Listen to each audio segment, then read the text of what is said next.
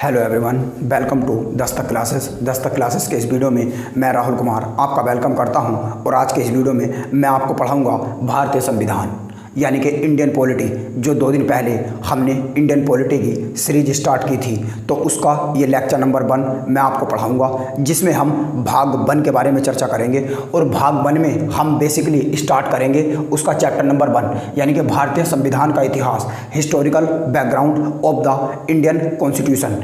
यानी कि जो हमने 2 दिन पहले इंडियन पॉलिटी की सीरीज स्टार्ट की थी, और उसमें दोस्तों मैंने बताया था कि हम इंडियन पॉलिटी को किस हिसाब से पढ़ेंगे और हमें इंडियन पॉलिटी क्यों पढ़नी चाहिए, और हमें यूपीपीसीएस को और यूपीएससी को और जो अदर स्टेट पीसीएस के एग्जाम हैं उनके एग्जाम पॉइंट ऑफ व्यू से उनके लिए क्या क्या बुक लिस्ट की आवश्यकता होती है। और उसमें जो मैंने बताया था कि मैं आपको इंडियन कॉन्स्टिट्यूशन या इंडियन पॉलिटी यानी कि भारतीय राज्य व्यवस्था किस तरह से पढ़ाऊंगा, तो मैंने उस वीडियो में आपको बताया था कि मैं 11 भागों में बांटकर इंडियन पॉलिटी को पढ़ाऊंगा। और जो वैसे भाग हैं इंडियन कॉन्स्टिट्यूशन में यानी कि भारतीय संविधान में वे 22 भाग हैं, मगर हम उनकी बात नहीं कर रहे। मैंने आपको बताया था कि हम जो इंडियन पॉलिटी पढ़ेंगे वो 11 भागों में बांटकर पढ़ेंगे। और 11 भागों में से चैप्टर यानी कि 11 भागों में से भाग 1 के बारे में हम ऑलरेडी उस वीडियो में डिस्कस कर चुके थे। हमने बताया था कि भाग 1 के अंदर ही हम 11 चैप्टर पढ़ेंगे, और 11 चैप्टर में से हम आज उन्हीं 11 चैप्टरों में से पहला चैप्टर पढ़ेंगे, historical background of the Indian constitution यानी कि भारतीय संविधान का इतिहास। तो दोस्तों शुरू करने से पहले मैं आपको बताना चाहता हूं कि अगर आपने वो वीडियो नहीं देखा तो उस वीडियो को देख लीजिए। उस वीडियो को देखने के बाद ही आगे बढ़िएगा, तभी आपके लिए ये वीडियो बेनिफिशियल यानी कि लाभदायक होगा। तो दोस्तों आज के इस वीडियो में हम भाग 1 जो हमारा संवैधानिक ढांचा है, कॉन्स्टिट्यूशनल फ्रेमवर्क है, उसमें जो हम 11 चैप्टर पढ़ने वाले थे उसमें चैप्टर 1 के बारे में आज हम चर्चा करेंगे। और आज दोस्तों हम बात करेंगे भारतीय संविधान के इतिहास के बारे में यानी कि historical background of Indian polity या इंडियन कॉन्स्टिट्यूशन।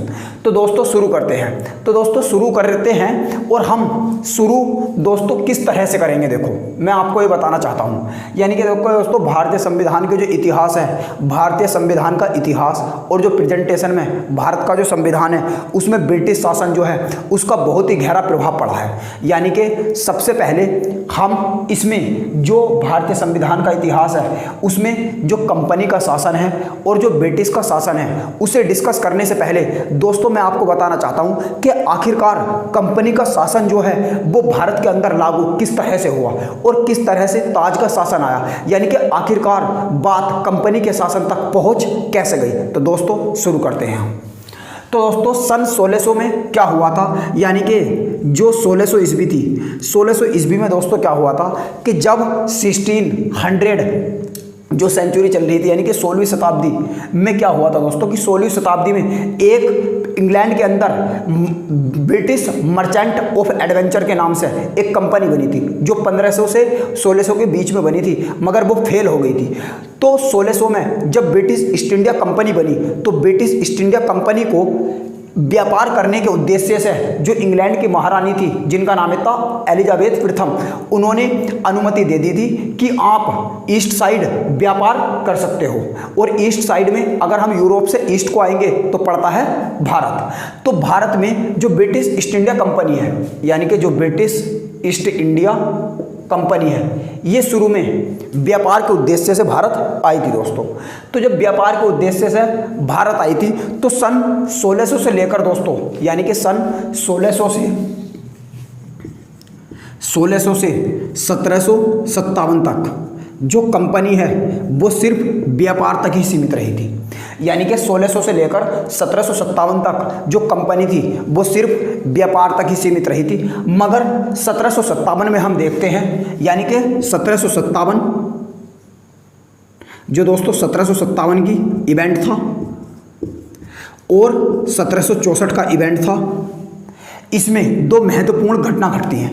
यानी कि दोस्तों 1757 को हो जाता है प्लासी का युद्ध। प्लासी का युद्ध जो हुआ था सिराजुद्दौला और जो अंग्रेज थे उनके बीच हुआ था। दोस्तों प्लासी का युद्ध में क्या हुआ था और कैसे ये शुरू हुआ था, इसकी अलग कहानी हम पढ़ेंगे मॉडर्न हिस्ट्री ऑफ इंडिया में, जब मैं आपको आधुनिक भारत का इतिहास पढ़ाऊंगा। अगर आपको आधुनिक भारत का इतिहास पढ़ा हो तो आपको आसानी से पता लग जाएगा कि प्लासी का युद्ध क्या था। और 1764 में हो जाता है दोस्तों बक्सर का युद्ध।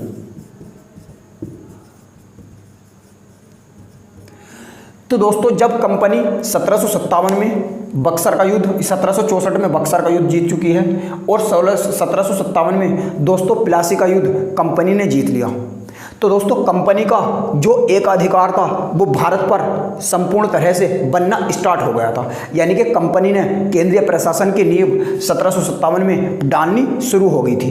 तो जब दोस्तों शुरू हो गई, यानी कि 1757 में प्लासी का युद्ध जीत लिया, और प्लासी का युद्ध बंगाल में एक प्लासी नाम की जगह थी वहाँ पर हुआ था, जो सिराजुद्दौला और कंपनी के अंग्रेजों के बीच में हुआ था, और जो बक्सर का युद्ध था वो भी जीत लिया। तो दोस्तों उसके बाद में क्या हुआ कि जो कंपनी थी, जो अंग्रेजी ईस्ट इंडिया कंपनी थी या ब्रिटिश ईस्ट इंडिया कंपनी थी, उसे क्या हुआ दोस्तों, उसे बंगाल पर, बिहार पर, उड़ीसा पर और मुंबई पर दीवानी करने का अधिकार प्राप्त हो गया। यानी कि दीवानी करने का अधिकार प्राप्त हो गया। दीवानी का मतलब होता है दोस्तों कि उसे उस क्षेत्र में संपूर्ण तरह से व्यापार करने की अनुमति होगी, और उस संपूर्ण क्षेत्र में वो किस तरह से शासन चलाए ये वो काउंट कर सकती थी दोस्तों। तो इसमें दोस्तों ये हुआ। तो दोस्तों फिर 1757 से 1764 में यानी कि ये जीत लिया, और दोस्तों फिर 1757 के बाद जब 1764 का बक्सर का युद्ध ईस्ट इंडिया कंपनी ने, ब्रिटिश ईस्ट इंडिया कंपनी ने जीत लिया, तो दोस्तों फिर कंपनी ने अपना शासन पूरी तरह से लागू भारत के अंदर कर दिया। तो दोस्तों हम अब जो ये शासन है, यानी कि जो ब्रिटिश का शासन भारत के अंदर आ गया है, जो 1757 के बाद आया था, उसे दोस्तों हम दो भागों में पढ़ेंगे। यानी कि 1757 से एक तो 1858 तक जो ब्रिटिश ईस्ट इंडिया कंपनी का शासन था, और 1858 से जो 1947 तक चला था, वो चला था किसका शासन, जो ताज का शासन था, यानी कि जो ब्रिटेन का सम्राट का शासन था, जो ब्रिटिश सरकार का शासन भारत के अंदर चला था। तो दोस्तों हम यहाँ से आगे को दो भागों में बांट के अंग्रेजी शासन को पढ़ेंगे। तो देखते हैं दोस्तों किस तरह से हम पढ़ने की कोशिश करेंगे।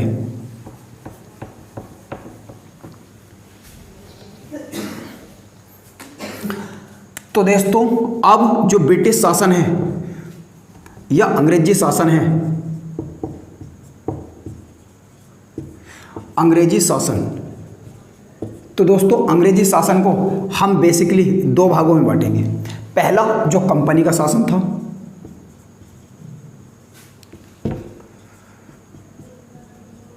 कंपनी का शासन जो दोस्तों 1757 से 1858 तक चला था, और दोस्तों दूसरा जो था वो ब्रिटिश सरकार का शासन, जिसे हम बोलते हैं ताज का शासन, जिसे हम बोलते हैं दोस्तों ताज का शासन, जो 1858 से आप जानते होंगे 1947 तक चला था।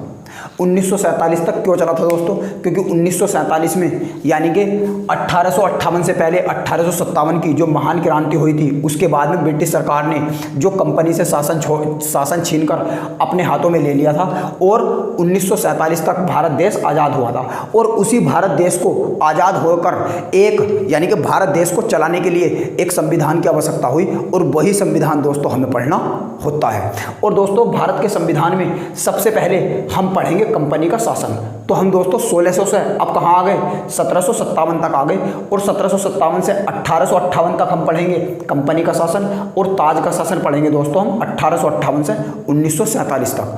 और दोस्तों बेसिकली इसमें मैं आपको ये भी बता दूं कि इनमें मेन हम पढ़ने क्या वाले हैं। तो दोस्तों इसमें पढ़ेंगे हम एक्ट के बारे में, यानी कि जो कंपनी का शासन था उसमें दोस्तों एक्ट आए थे, और वे एक्ट कौन कौन से आए थे और कैसे कैसे आए थे। यानी कि टोटल जो दोस्तों एक्ट आए थे वे 8 एक्ट आए थे, मगर इन 8 एक्ट में से मैं तुम्हें 6 एक्ट पढ़ाऊंगा। 2 एक्ट के बारे में भी मैं आपको बताऊंगा, मगर वे इंपॉर्टेंट नहीं है दोस्तों। और जो ताज का शासन था जो 1858 में आ गया था, इसमें पढ़ेंगे दोस्तों हम अधिनियम, और अधिनियम जो टोटल आए थे दोस्तों वे 9 आए थे, मगर 9 में से हम अधिनियम पढ़ेंगे 8 अधिनियम। तो दोस्तों ये आपको अब क्लियर हो गया होगा कि हम कंपनी का शासन 1757 में क्या पढ़ेंगे, इसमें हम एक्ट पढ़ेंगे जो इंपॉर्टेंट एक्ट है। और दोस्तों मैं आपको बता दूं ये वाला चैप्टर भी मैं डिटेल में ही कवर करूंगा, यानी कि क्योंकि यहाँ से दोस्तों मॉडर्न हिस्ट्री ऑफ इंडिया में भी तुम ये चैप्टर पढ़ोगे और भारतीय संविधान के इतिहास में जो इंडियन पॉलिटी का फर्स्ट चैप्टर होता है उसमें भी आप यही चैप्टर पढ़ोगे। तो दोस्तों यहाँ से चाहे तो इसे आप मॉडर्न हिस्ट्री ऑफ इंडिया यानी कि आधुनिक भारत के इतिहास में गिन लो, या इंडियन पॉलिटी यानी कि भारतीय राज्य व्यवस्था में गिन लो, दोनों में ये चैप्टर गिना जाता है। और मगर मैं पढ़ा इसे इसलिए हूँ क्योंकि यहाँ से क्वेश्चन दोस्तों बहुत ही ज़्यादा आते हैं। तो दोस्तों अब हम पढ़ेंगे सबसे पहले कंपनी का शासन। तो कंपनी का शासन दोस्तों, कंपनी के शासन में क्या क्या हुआ था। तो कंपनी के शासन में दोस्तों जैसे कि हमने बताया कि मैं आपको क्या पढ़ाने वाला हूँ, एक्ट पढ़ाने वाला हूँ। और सबसे पहले हम पढ़ेंगे 8 एक्ट के बारे में, यानी कि जो 8 एक्ट आए थे कंपनी के शासन काल में। तो कंपनी के शासन काल में दोस्तों सबसे पहला जो एक्ट आया था, एक्ट नंबर 1, उसका नाम दिया गया था regulating act. Regulating act of 1773, यानी कि 1773 का रेगुलेटिंग एक्ट। तो दोस्तों रेगुलेटिंग एक्ट को समझने से पहले मैं आपको ये बताना चाहता हूँ कि रेगुलेटिंग का मतलब क्या होता है दोस्तों, क्योंकि अगर आपको ये समझ में आ गया, ये रेगुलेटिंग वर्ड अगर आपको समझ में आ गया ना, तो आप इसकी परिभाषा बहुत आसानी से निकाल दोगे। जैसे मैंने आपको बताया इसमें टोटल 8 एक्ट आए थे और 6 एक्ट हम पढ़ेंगे। 2 एक्ट के बारे में मैं आपको बताऊंगा, मगर वे नॉट इंपॉर्टेंट है of exam point of view, यानी कि वे एग्जाम पॉइंट ऑफ व्यू के हिसाब से बिल्कुल भी इंपॉर्टेंट नहीं है।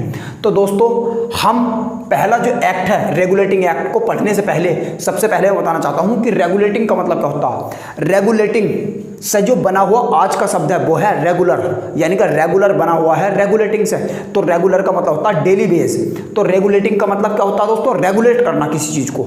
तो इसी का मतलब यह है कि रेगुलेटिंग का मतलब यह है कि जब रेगुलेटिंग एक्ट 1773 सबसे पहले लाया गया था, तो रेगुलेटिंग का मतलब होता है कि ये द्वारा भी आएगा। तो यही आप समझने की कोशिश करो दोस्तों कि रेगुलेटिंग का मतलब होता है कि द्वारा आना। तो इसीलिए जितने भी रेगुलेटिंग एक्ट आएंगे, ये सारे एक्ट आएंगे, 6 एक्ट जो मेन हम पढ़ने वाले हैं, सबकी वैलिडिटी कितनी होगी, 20 साल होगी। यानी कि जब 1773 खत्म होगा तो 1773 में को जब मैं 20 जोड़ूंगा तो आएगा 1793, फिर 1813, फिर 1833 और उसी प्रकार से 1853 आएगा।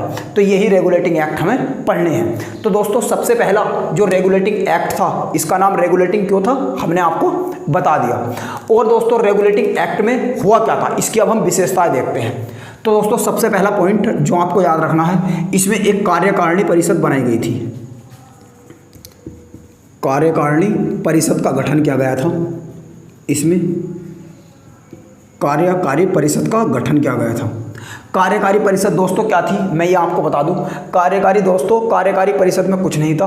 कार्यकारी परिषद में सिर्फ हम 2 चीज़ पढ़ेंगे, एक तो गवर्नर जनरल और उसकी सलाहकारी के लिए 4 सदस्यों का गठन किया गया था। यानी कि जो 1773 के रेगुलेटिंग एक्ट में यह ब्रिटिश सरकार द्वारा उठाया गया दोस्तों पहला ऐसा कदम था जिसमें ब्रिटिश ईस्ट इंडिया कंपनी के कार्यों को नियंत्रित किया गया था। और ब्रिटिश ईस्ट इंडिया कंपनी के कार्यों को नियंत्रित करने के लिए कार्यकारी परिषद बनाई गई थी। और जो किसकी कार्यकारी परिषद थी, गवर्नर जनरल की कार्यकारी परिषद थी।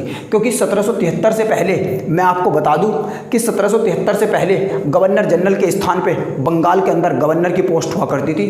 और 1773 के एक्ट में उस बंगाल में जो गवर्नर हुआ करता था उसके स्थान पे एक नई पोस्ट आ गई थी जिसे गवर्नर जनरल ऑफ बंगाल कहा गया था। यानी कि यो भी क्वेश्चन पूछा था कि वो कौन सा एक्ट था या वह कौन सा एक्ट था जिसमें गवर्नर के स्थान पे गवर्नर जनरल की पोस्ट आ गई थी। तो गवर्नर जनरल की पोस्ट जो आई थी, जो 1773 से पहले बंगाल में गवर्नर की हुआ करती थी, तो 1773 में बंगाल के गवर्नर को स्थान पे एक नई पोस्ट आई जिसे बंगाल का गवर्नर जनरल कहा जाने लगा। और सबसे पहला बंगाल का गवर्नर जनरल था वो था लॉर्ड वारेन हेस्टिंग। तो दोस्तों ये भी आप याद रख सकते हैं, लॉर्ड वारेन हेस्टिंग। तो लॉर्ड बैरन हेस्टिंग जो था वो बंगाल का पहला गवर्नर जनरल था, और बंगाल का गवर्नर जनरल था, और इसके लिए यानी कि इसकी सहायता के लिए 4 सदस्य इसमें डाल दिए गए थे, यानी कि 4 सदस्य इसमें चुने गए थे। और सबसे पहले यानी कि जो इसकी ब्रिटिश सरकार द्वारा जो उठाया गया ऐसा यानी कि इसके कार्य को नियंत्रित करने के लिए एक दोस्तों क्या करी गई थी, इसमें दूसरा पॉइंट हम याद रखेंगे, यानी कि board of director board of director की टीम थी दोस्तों, यो जो टीम थी यो रेगुलेटिंग एक्ट जब लागू करा गया था तभी कंपनी के साथ लाई गई थी, और इसमें टोटल 24 सदस्य थे, यानी कि ये 24 सदस्य थे। और ये 24 सदस्य जो थे वे बोर्ड ऑफ डायरेक्टर की टीम जो थी वो जो ब्रिटेन का सम्राट था जो भारत के अंदर इस टीम को लीड करने के लिए भेजा गया था। ये जो 24 सदस्य थे, ये 24 सदस्य ब्रिटिश ईस्ट इंडिया कंपनी के कार्यों पर नियंत्रित रखते थे, और उनकी टोटल देखभाल करके उनकी टोटल खबर किसको देते थे, ब्रिटेन के प्रधानमंत्री को दिया करते थे। तो दोस्तों इसमें रेगुलेटिंग एक्ट जो 1773 का रेगुलेटिंग एक्ट था, इसमें दोस्तों यो था। और इसमें एक पॉइंट और दोस्तों आपको याद रखना है, जो इसमें थर्ड पॉइंट है, थर्ड पॉइंट है दोस्तों कि 1774 में इसमें उच्चतम न्यायालय की स्थापना की गई थी। उच्चतम न्यायालय की स्थापना की गई थी, और यो उच्चतम न्यायालय जो था इसमें दोस्तों एक तो मुख्य न्यायाधीश था, यानी कि एक था इसमें मुख्य न्यायाधीश, और इसमें 3 थे अन्य न्यायाधीश। तो ये था दोस्तों रेगुलेटिंग एक्ट, यानी कि जो सबसे पहला 1773 का जो रेगुलेटिंग एक्ट था दोस्तों वो था यो। तो इसमें जो 1773 का रेगुलेटिंग एक्ट था दोस्तों, इसमें हमें 3 पॉइंट याद रखने हैं। पहला पॉइंट जो है इसमें कि जो एक कार्यकारिणी परिषद बनाई गई थी जिसमें एक गवर्नर जनरल और 4 उसकी सहायता के लिए अन्य सदस्य हुआ करते थे। और इसमें दूसरा पॉइंट जो याद रखना, बोर्ड ऑफ डायरेक्टर की टीम जो ब्रिटेन के सम्राट द्वारा ब्रिटिश ईस्ट इंडिया कंपनी के कार्यों को नियंत्रित करने के लिए भारत के अंदर लाई गई थी, जो टोटल खबर ब्रिटिश ईस्ट इंडिया कंपनी की किसे देती थी, ब्रिटेन के प्रधानमंत्री को दिया करती थी। और तीसरा पॉइंट इसमें दोस्तों ये याद रखना कि 1774 में एक कलकत्ता में उच्चतम न्यायालय की स्थापना की गई थी। तो ये भी आप याद रख सकते हैं कि ये जो स्थापना की गई थी दोस्तों, ये कहाँ करी गई थी, कलकत्ता में करी गई थी दोस्तों, कि कलकत्ता में एक उच्चतम न्यायालय की स्थापना करी गई थी, जिसमें एक मुख्य न्यायाधीश, एक चीफ जस्टिस ऑफ इंडिया हुआ करता था, और 3 चीफ जस्टिस हुआ करते थे, यानी कि 3 अन्य न्यायाधीश हुआ करते थे। तो दोस्तों ये था रेगुलेटिंग एक्ट। अब हम इसमें दोस्तों दूसरा एक्ट देखते हैं जो 1784 में आया था।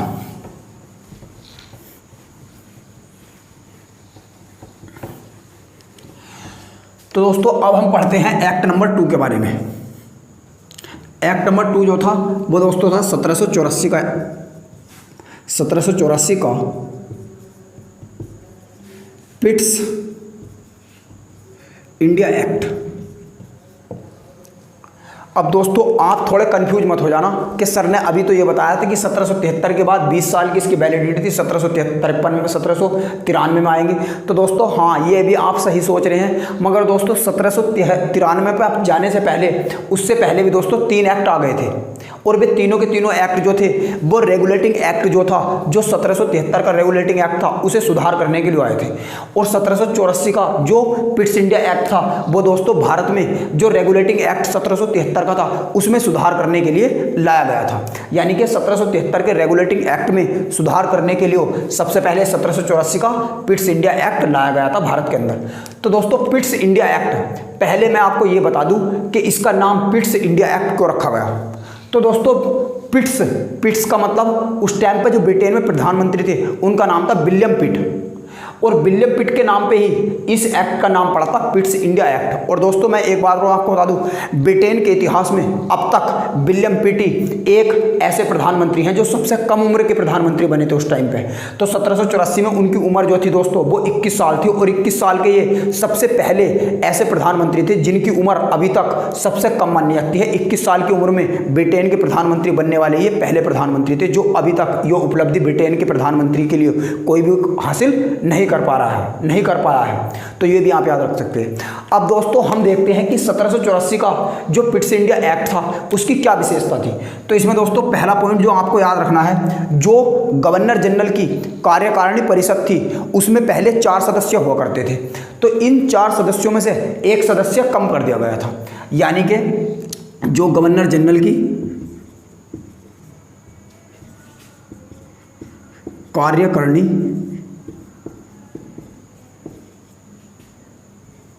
परिषद में सदस्य जो हुआ करते थे, पहले हुआ करते थे 4, मगर अब कितने कर दिए गए थे दोस्तों? अब इसमें जो फाइनली सदस्य कर दिए गए थे वे कर दिए गए थे 3। और दोस्तों इसमें दूसरा पॉइंट आपको ये याद रखना है कि जो बोर्ड ऑफ डायरेक्टर थे, तो बोर्ड ऑफ डायरेक्टर के साथ उसके बाद में बोर्ड ऑफ डायरेक्टर की सहायता के लिए एक बोर्ड ऑफ कंट्रोल की टीम भी लाई गई। और बोर्ड ऑफ कंट्रोल में जो मेंबर हुआ करते थे दोस्तों, वे हुआ करते थे 6 मेंबर। अभी दोस्तों मैं ये बताता हूँ कि बोर्ड ऑफ कंट्रोल और बोर्ड ऑफ डायरेक्टर में क्या फ़र्क था। बोर्ड ऑफ डायरेक्टर जो थी वो ऐसी टीम थी जो कंपनी जब भारत के अंदर आई थी शासन करने के लिए, जब ही लाई गई थी, जिसमें 24 सदस्य हुआ करते थे। जो board British east India company थे उसके कार्य को नियंत्रित करने के लिए लाई गई थी। मगर दोस्तों 1784 में ब्रिटिश ईस्ट इंडिया कंपनी के जो कार्य थे वे इतने बढ़ गए थे कि बोर्ड ऑफ डायरेक्टर से संभाले नहीं जा रहे थे। तो बोर्ड ऑफ डायरेक्टर जो उसके राजनीतिक कार्य और व्यापारिक दोनों कार्य संभालता था। तो 1784 के एक्ट में क्या करा गया था दोस्तों कि बोर्ड ऑफ कंट्रोल की एक नई टीम ब्रिटेन के सम्राट द्वारा 6 सदस्यों की भेजी गई। और ये 6 के 6 सदस्य जो थे दोस्तों, ये ब्रिटेन के जो सम्राट थे उस टाइम पे विलियम पिट, उनके द्वारा चुने जाते थे। तो इसमें क्या करा गया था दोस्तों, जो बोर्ड ऑफ डायरेक्टर था इन्हें तो दे दिए गए थे व्यापारिक कार्य, इन्हें दे दिए गए थे व्यापारिक कार्य, और इन्हें दे दिए गए थे पॉलिटिकल वर्क, यानी कि इन्हें दे दिए गए थे राजनीतिक कार्य। तो अब आपकी समझ में आ गई होंगी कि यानी कि यह ब्रिटिश सरकार द्वारा उठाया गया दूसरा ऐसा कदम था जिसमें जो ब्रिटिश ईस्ट इंडिया कंपनी के कार्य थे उन्हें अलग कर दिया गया था, यानी कि उनके व्यापारिक कार्य को राजनीतिक कार्य से अलग कर दिया गया था। जो राजनीतिक कार्य थे वे संभाल लेंगे बोर्ड ऑफ कंट्रोल, और जो व्यापारिक कार्य थे वो संभाल लेंगे कौन? Board of director. तो इसमें दोस्तों ये था। और इसमें पहला पॉइंट आपको ये याद रखना कि गवर्नर जनरल की जो कार्यकारिणी परिषद थी जिसमें सदस्यों की संख्या रेगुलेटिंग एक्ट में 4 रखी गई थी, उसके सदस्यों की संख्या घटाकर कितनी कर दी गई थी? 3 कर दी गई थी। तो दोस्तों ये पॉइंट आपको इसमें याद रखने की कोशिश करनी है। अब आपके समय मैंने आपको एक बता दूं कि 1784 से पहले भी दोस्तों एक एक्ट आया था। जी हाँ, आप सही सुन रहे हैं, 1784 से पहले भी एक एक्ट आया था 1781 का, यानी कि 1781 में भी दोस्तों एक एक्ट आया था जिसे एक्ट ऑफ सेटलमेंट नाम दिया गया था। ठीक है ना। मैंने आपको बताया कि टोटल 8 एक्ट आए थे जिसमें से मैं आपको 6 पढ़ाऊंगा। तो 6 में से दोस्तों एक मैंने ये नहीं पढ़ा रहा मैं आपको कि जो 1781 का एक्ट ऑफ सेटलमेंट आया था तो वो भी दोस्तों आया था जो 1773 का रेगुलेटिंग एक्ट था उसमें ही सुधार करने के लिए उसे लाया गया था। तो अब दोस्तों हमने कितने एक्ट पढ़ लिए? 1773 का रेगुलेटिंग एक्ट, 1781 का एक्ट ऑफ सेटलमेंट और 1784 का पिट्स इंडिया एक्ट। और दोस्तों इसके बाद एक और मैं आपको बता दूं, एक एक्ट और आया था 1786 का। 1786 का भी दोस्तों एक एक्ट आया था जिसमें कमांडर इन चीफ की जो शक्तियां थी ना, वे किसे दे दी गई थी? वे भी गवर्नर जनरल को ट्रांसफर कर दी गई थी। और जो मुंबई का गवर्नर था वो भी किसके अधीन कर दिया गया था? बंगाल का जो गवर्नर जनरल था उसके अधीन कर दिया गया था। तो दोस्तों अब तक हमने एक्ट पढ़े 4। अब दोस्तों हम देखेंगे 1793 का एक्ट।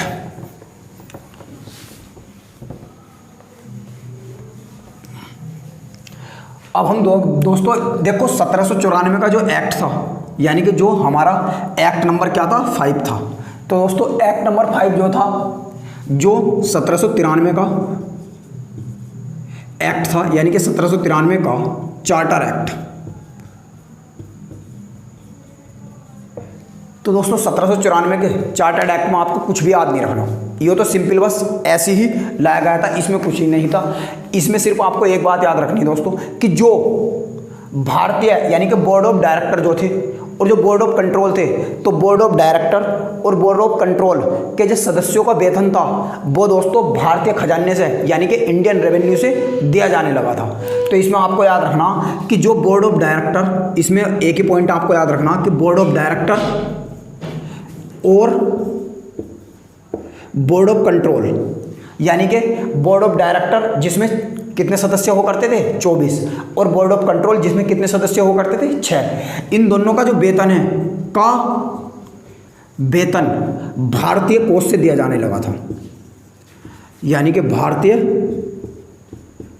कोष से दिया जाने लगा था, दिया जाने लगा। तो बस दोस्तों इसमें यही था, यानी कि जो एक्ट नंबर 5 था जो 1793 का हमारे पास जो चार्टर्ड एक्ट था उसमें दोस्तों आपको कुछ याद नहीं रखना, बस उसमें आपको बेसिकली ये याद रखना है कि जो भारतीय कोष से बोर्ड ऑफ डायरेक्टर और बोर्ड ऑफ कंट्रोल था उन दोनों का वेतन दिया जाने लगा था। अब दोस्तों हम एक्ट नंबर 6 के बारे में पढ़ेंगे जो बहुत ही इंपॉर्टेंट है, ये भी आप याद रख सकते हैं कि इसमें से क्वेश्चन पूछा जाएगा। तो 1700 यानी कि जो 1813 का चार्टर्ड एक्ट है दोस्तों यही पूछा जाएगा। इसमें आता है 1800 एक्ट नंबर जो हमारा 6 है 1813 का चार्टर्ड एक्ट। तो दोस्तों 1813 का जो चैप्टर एक्ट था ये दोस्तों बहुत ही इंपॉर्टेंट था, यानी कि इंडिया और चीन दोनों के लिए। इसमें दोस्तों क्या हुआ था कि जो ब्रिटिश ईस्ट इंडिया कंपनी की थी, ब्रिटिश ईस्ट इंडिया कंपनी की जो मोनोपोली थी वो दोस्तों समाप्त कर दी गई थी। मोनोपोली का मतलब होता है एकाधिकार, यानी कि भारत में इसमें पहला पॉइंट आपको ये याद रखना कि ब्रिटिश ईस्ट इंडिया कंपनी की, ब्रिटिश ईस्ट इंडिया कंपनी की मोनोपोली यानी कि एकाधिकार को समाप्त कर दिया गया। एकाधिकार को क्या कर दिया गया था? समाप्त कर दिया गया था, यानी कि मोनोपोली का समाप्त कर दिया गया था। एकाधिकार का मतलब यह है दोस्तों कि 1813 से पहले भारत के अंदर सिर्फ ब्रिटिश ईस्ट इंडिया कंपनी ही व्यापार कर सकती थी, मगर 1813 में पहली बार यो करा गया कि भारत के अंदर ब्रिटिश ईस्ट इंडिया कंपनी के अलावा भी और कंपनियां, अंग्रेजी कंपनियां यानी कि ब्रिटेन से या यूरोप से भारत के अंदर व्यापार करने के लिए आ सकती हैं। मगर दोस्तों इसमें दूसरा पॉइंट आपको याद रखना कि यानी कि ब्रिटिश ईस्ट इंडिया कंपनी का एकाधिकार तो समाप्त कर दिया गया, मगर भारत के अंदर जो उसका चाय का व्यापार था ना, भारत के और चीन के अंदर जो चाय का व्यापार था वो दोस्तों समाप्त नहीं करा। यानी कि भारत के और चीन दोनों के अंदर, जी हाँ चीन भी उस टाइम पे भारत का पड़ोसी देश तो आज भी है, पहले भी हुआ करता था, तो भारत और चीन में जो चाय का अधिकार है वो सिर्फ और सिर्फ ब्रिटिश ईस्ट इंडिया कंपनी को ही दे दिया गया। यानी कि भारत के और चीन के अंदर दोनों में जो चाय बेच सकती है वो सिर्फ ब्रिटिश ईस्ट इंडिया बेच सकती है और वही खरीद सकती है, और कोई सी कंपनी इस काम को नहीं करेगी। मगर चाय का जो अधिकार था, चाय का अधिकार बना रहा, चाय का अधिकार बना रहा भारत और चीन दोनों में ही। तो दोस्तों इसमें ये एक पॉइंट था। और दूसरा पॉइंट दोस्तों इसमें याद रखना है आपको, तीसरा पॉइंट आपको क्या याद रखना, तीसरा पॉइंट दोस्तों आपको याद रखना कि सबसे पहले भारतीयों के लिए, यानी कि सबसे पहले भारतीयों के लिए 1 लाख रुपए दिए गए भारतीयों की शिक्षा के लिए। तो ये भी क्वेश्चन पूछा जा सकता कि भारत के अंदर ब्रिटिश ईस्ट इंडिया कंपनी का लिए ऐसा कौन सा चार्टर्ड एक्ट था जिसमें 1 लाख रुपए भारतीयों की शिक्षा के लिए दिए गए थे? तो वो था दोस्तों 1813 का चार्टर्ड एक्ट, यानी कि भारतीयों के लिए, भारतीयों के लिए 1 लाख रुपए दिए गए थे। 1 लाख रुपए ये काय के लिए दिए गए थे? शिक्षा के लिए। तो दोस्तों शिक्षा के लिए, यानी कि भारतीयों के शिक्षा के लिए 1 लाख रुपए सबसे पहले ब्रिटिश ईस्ट इंडिया कंपनी की आय से दिए जाने लगे। कौन से एक्ट के तहत? 1813 के चार्टर्ड एक्ट के तहत। क्योंकि दोस्तों मैं बता दूं अंग्रेजों का, यानी कि ब्रिटिश का या अंग्रेजों का यो मानना था कि भारत के अंदर अगर हम अंग्रेजी भाषा का प्रचार प्रसार ज़्यादा कर दें और अंग्रेजी भाषा को फैला दें तो हमें वर्क करने में हो सकता कि समस्या इतनी ना आए जितनी अब आएगी, जितनी उन्हें उस टाइम पे आ रही थी। तो अब दोस्तों ये था 1813 का चार्टर्ड एक्ट। अब हम दोस्तों देखते हैं एक्ट नंबर 7 जो 1813 के बाद कितने बाद का आएगा, यानी कि जब हम इसमें 20 साल जोड़ेंगे तो 1813 में जब हम 20 जोड़ेंगे तो दोस्तों आ जाएगा 1833। तो 1833 के चार्टर्ड एक्ट के बारे में हम पढ़ते हैं। अब दोस्तों आइए, तो दोस्तों अब हम पढ़ेंगे एक्ट नंबर 7। और एक्ट नंबर 7 जो था वो था 1833 का चार्टर्ड एक्ट। तो दोस्तों 1833 का चार्टर्ड एक्ट क्या था? हमने 1813 के चार्टर्ड एक्ट में बताया कि भारत के अंदर जो मोनोपोली थी ब्रिटिश ईस्ट इंडिया कंपनी की, वो तो समाप्त कर दी गई थी, मगर भारत और चीन के अंदर जो चाय का व्यापार था वो बना रहा था। मगर दोस्तों 1833 के चार्टर्ड एक्ट में क्या हुआ था? 1833 के चार्टर्ड एक्ट में दोस्तों ये हुआ कि जो भारत के और चीन के अंदर जो चीन के और भारत के अंदर जो चाय की मोनोपोली थी उसे भी समाप्त कर दिया गया था। यानी कि कंपनी की तो एक तरह से अगर हम कहें तो छुट्टी ही कर दी गई थी। कौन से एक्ट के तहत? 1833 के चार्टर्ड एक्ट के तहत। तो इसमें दोस्तों ध्यान रखना आपको कि चाय का जो अधिकार है उसे भी समाप्त कर दिया गया था। चाय के अधिकार को समाप्त कर दिया गया था भारत और चीन दोनों के अंदर। तो इसमें फर्स्ट पॉइंट आपको याद रखना है। और दोस्तों चाय का अधिकार समाप्त कर दिया गया था। और इसमें सबसे पहले इसमें सबसे इंपॉर्टेंट जो काम हुआ था दोस्तों वो ये हुआ था। दूसरा पॉइंट आपको जो याद रखना है कि ब्रिटिश ईस्ट इंडिया कंपनी का जो उस टाइम पे बंगाल के अंदर गवर्नर जनरल हुआ करता था, इसमें ये है कि जो बंगाल का गवर्नर जनरल हुआ करता था, बंगाल के गवर्नर जनरल के स्थान पे पोस्ट तो बंगाल की गवर्नर जनरल रही, मगर जो भारत के अंदर जो क्षेत्र थे उन्हें ब्रिटिश अधिकृत प्रदेश का नाम दे दिया गया। और इसमें सबसे पहले दोस्तों यह कहा गया कि जो बंगाल का गवर्नर जनरल होगा वो अब भारत का गवर्नर जनरल होगा। यानी कि इसमें कहा गया था कि बंगाल का गवर्नर जनरल अब भारत का गवर्नर जनरल होगा, भारत का गवर्नर जनरल होगा। और दोस्तों मैं आपकी जानकारी के लिए बता दूं कि भारत का पहला गवर्नर जनरल जो था वो कौन सा था? लॉर्ड विलियम बेंटिंक था। तो लॉर्ड विलियम बेंटिंक, तो ये भी आप याद रख सकिए भारत का अंदर पहला गवर्नर जनरल कौन था? लॉर्ड विलियम बेंटिंक था। कभी कभी दोस्तों लॉर्ड विलियम बेंटिंक ऑप्शन में नहीं देता, लॉर्ड वारेन हेस्टिंग्स में देता तो वो भी सही है, मगर वो भारत के अंदर जो बंगाल था बंगाल का गवर्नर जनरल था। अगर हम वो क्वेश्चन इस तरीके से आएगा कि भारत का पहला गवर्नर जनरल कौन था तो लॉर्ड विलियम बेंटिंक। अगर आए बंगाल का पहला गवर्नर जनरल कौन था तो वो था लॉर्ड वारेन हेस्टिंग्स जो 1773 में बना था दोस्तों। तो दोस्तों इसमें बंगाल का गवर्नर जनरल जो था उसमें बंगाल का गवर्नर जनरल को भारत का गवर्नर जनरल कहा जाने लगा था। और भारत का पहला गवर्नर जनरल जो था वो था दोस्तों लॉर्ड विलियम बेंटिंक। तो दोस्तों ये था 1833 का चार्टर्ड एक्ट। और दोस्तों इसमें क्या हुआ था? इसमें दोस्तों ये हुआ था कि एक अधिकारी और जोड़ा गया था, यानी कि गवर्नर जनरल की परिषद में एक नया सदस्य जोड़ा गया। इसमें तीसरा पॉइंट आपको दोस्तों याद रखना कि गवर्नर जनरल की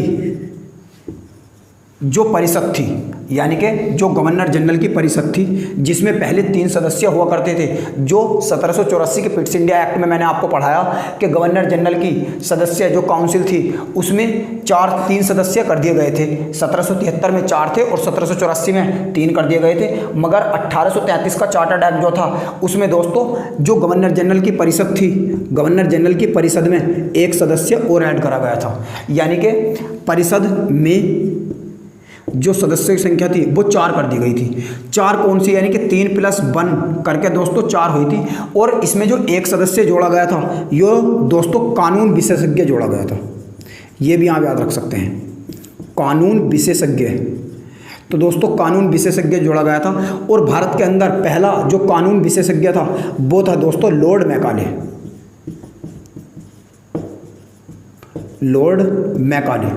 तो लॉर्ड मैकाले जोड़ा गया था, यानी कि भारत के अंदर कानून बनाने के लिए इसे जोड़ा गया था। तो ये 4 परिषद यानी कि इसके सदस्यों की संख्या कितनी हो गई थी? फिर से 4 हो गई थी। और चौथा सदस्य इसमें क्या ऐड करा गया था? कानून विशेषज्ञ को ऐड करा गया था। और कानून विशेषज्ञ क्या था दोस्तों? लॉर्ड मैकाले था। तो दोस्तों ये था जो 1833 का चार्टर्ड एक्ट था जो हमने एक्ट नंबर 7 में पढ़ा। अब दोस्तों हम इसका फाइनली जो सबसे लास्ट का एक्ट है उसे देख लेते हैं। वो था 1853 का चार्टर्ड एक्ट।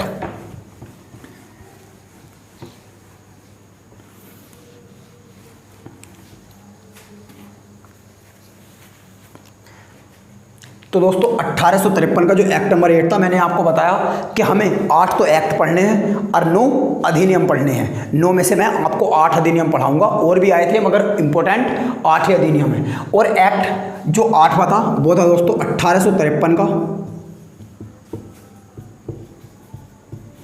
Chartered act. तो दोस्तों 1853 था, 1853 का दोस्तों जो चार्टर एक्ट था, उसमें पहला पॉइंट आपको याद रखना है कि जो बोर्ड ऑफ डायरेक्टर थे, जिसमें सदस्यों की संख्या कितनी थी दोस्तों, 24 हुआ करती थी। तो बोर्ड ऑफ डायरेक्टर की सदस्यों की संख्या घटाकर 24 से कितनी कर दी गई थी, 18 कर दी गई थी। यानी कि बोर्ड ऑफ डायरेक्टर के सदस्यों की संख्या 18 कर दी गई थी। कौन से चार्टर्ड एक्ट में, 1853 के चार्टर्ड एक्ट में। और गवर्नर जनरल की, इसमें दूसरा पॉइंट आपको दोस्तों याद रखना कि जो गवर्नर जनरल की परिषद हुआ करती थी, जिसमें 4 सदस्य थे, क्योंकि 1/4 सदस्य कौन सा जोड़ा गया था, लॉर्ड मैकाले को कानून विशेषज्ञ या विधि विशेषज्ञ के रूप में जोड़ा गया था। तो दोस्तों गवर्नर जनरल की जो परिषद थी, उसमें दोस्तों उन 4 सदस्यों के अलावा 6 सदस्य और जोड़े गए थे। यानी कि 6 सदस्य और जोड़े गए थे। 6 सदस्य ये जो दोस्तों जोड़े गए थे, ये 6 सदस्य यानी कि गवर्नर जनरल की, अब दोस्तों मैं इस तरीके से डायग्राम बनाकर आपको बताता हूँ। यानी कि गवर्नर जनरल के सदस्यों के लिए या गवर्नर जनरल की सहायता के लिए दोस्तों अब 2 टीम बन गई। एक तो 4 सदस्यों वाली पहली और एक 6 सदस्यों वाली पहली। और दोस्तों 6 सदस्य ये जो नियुक्त होते थे, ये डायरेक्ट ब्रिटेन के जो प्रधानमंत्री थे उस टाइम के, उनके द्वारा अपॉइंट किए जाते थे या उनके द्वारा चुने जाते थे। और दोस्तों जो ब्रिटेन की पार्लियामेंट थी उसके अनुसार इसे 6 सदस्यों की जो टीम थी, जिसमें 6 सदस्य हुआ करते थे और एक गवर्नर जनरल हुआ करता था, इसे विधान परिषद का नाम दिया गया सबसे पहले। तो दोस्तों विधान परिषद का नाम दिया गया। और 4 सदस्यों वाली जो टीम थी, इसे कैबिनेट परिषद का नाम दिया गया। इसे कैबिनेट परिषद का नाम दिया गया। तो दोस्तों अब मैं आशा करता हूं कि आपके थोड़े थोड़े समझ में आ रहा होगा कि जो हम विधान परिषद और कैबिनेट परिषद पढ़ते हैं, वे कहाँ से निकल कर आई है। तो दोस्तों इसीलिए हम बोलते हैं कि ब्रिटिश शासन का भारत के संविधान के अंदर बहुत ही गहरा प्रभाव पड़ा है। इसीलिए बोला जाता है, क्योंकि वो 6 सदस्य अब धीरे धीरे आप देख रहे होंगे कि फॉर्म क्या हो रहा है, एक गवर्निंग बॉडी को फॉर्म किया जा रहा है, जिसमें 6 सदस्य हुआ करते थे। विधान परिषद बन गई, कैबिनेट परिषद बन गई।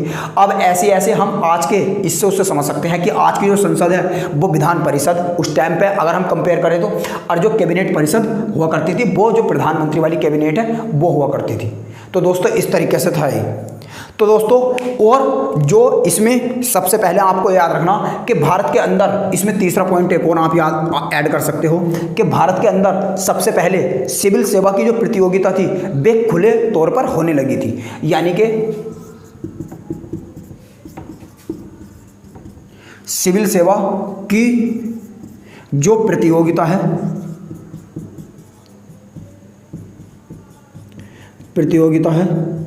वो भारतीयों के लिए खोल दी गई थी। भारतीयों के लिए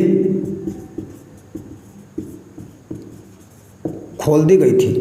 भारतीयों के लिए खोल दी गई थी। इसका क्या मतलब है दोस्तों, यानी कि जो 1853 का चार्टर्ड एक्ट था, उससे पहले जो ब्रिटिश ईस्ट इंडिया कंपनी के जिसके अंडर काम करती थी बोर्ड ऑफ डायरेक्टर और जो बोर्ड ऑफ कंट्रोल थे, वे अपने अनुसार ही जो सिविल सेवा, आज की सिविल सेवा है यानी कि संघलोक सेवा आयोग है, उसमें अपने अनुसार सदस्यों को चुना करते थे। मगर 1853 के चार्टर्ड एक्ट में सबसे पहले ये करा गया कि जो एक खुली प्रतियोगिता होने लगी, यानी कि एग्जाम होने लगा, यानी कि चाहे कोई भारतीय हो या यूरोप का हो, यानी कि कोई सा भी अंग्रेजी सदस्य हो, वो जो उस पेपर को पास करेगा वही इसमें रखा जाएगा। यानी कि इतनी अपारदर्शिता नहीं थी जितनी आज है, मगर फिर भी ये एक मतलब जो टोक है वो लागू की गई थी। मतलब मगर धांधली तो होती थी उस टाइम पर बहुत ज़्यादा, क्योंकि अंग्रेज ऐसा ये मतलब दिखाने के लिए था, सिर्फ ये मतलब हुआ करते नहीं थे ऐसे, मगर दिखाने के लिए था, मगर फिर भी थोड़ा पारदर्शिता आई थी दोस्तों। और यो दोस्तों सिविल सेवा की खुली प्रतियोगिता हुई थी, यो लॉर्ड मैकाले की अध्यक्षता में हुई थी। यानी कि इसमें एक पॉइंट और आप ऐड कर सकते हैं कि 1854 में जो है ना दोस्तों, एक कमेटी बनाई गई थी, एक समिति बनाई गई थी जो थी मैकाले समिति। यानी कि लॉर्ड मैकाले जो भारत का पहला विधि या कानूनी विशेषज्ञ था, उसकी अध्यक्षता में 1854 में एक समिति बनाई गई थी जिसका नाम था मैकाले समिति या लॉर्ड मैकाले समिति। इसकी अध्यक्षता में बनाई गई थी, इन्हीं के नाम पर इसका नाम रखा गया था मैकाले समिति। और इस अध्यक्षता यानी कि इस समिति का यो काम था कि जो भारत के अंदर सिविल सेवा की प्रतियोगिता है वे अच्छे से या प्रत्यक्ष रूप से कराई जाए, तो इनके अनुसार दोस्तों बनाई गई थी। तो दोस्तों मैं आशा करता हूँ कि आपकी समझ में ये आज का जो टॉपिक है वो आया होगा। और कल से दोस्तों हम पढ़ेंगे जो भारत शासन अधिनियम है, जो 1857 की क्रांति के बाद आया था, 1858 का भारत शासन अधिनियम। तो दोस्तों कल से हम अधिनियम पढ़ेंगे, जो 8 अधिनियम है वे हम टोटल पढ़ने की कोशिश करेंगे। तो दोस्तों आज के इस लेक्चर में इतना ही, हम मिलते हैं आपसे अगले एपिसोड में। तब तक के लिए नमस्कार। हमारे चैनल को सब्सक्राइब करें और वीडियो आपको पसंद आई हो तो वीडियो को लाइक करें, शेयर करें। जो भी सोशल मीडिया है, सोशल मीडिया का मतलब जैसे फेसबुक है, इंस्टाग्राम है, ट्विटर है, यहाँ पर अधिक से अधिक शेयर करने की कोशिश करें और अपने फ्रेंड को भी अधिक से अधिक शेयर करें ताकि वे भी इसका लाभ उठा सके दोस्तों। तो हम मिलते हैं आपसे अगले एपिसोड में। तब तक के लिए नमस्कार, खुश रहिए और अपना ख्याल रखिए।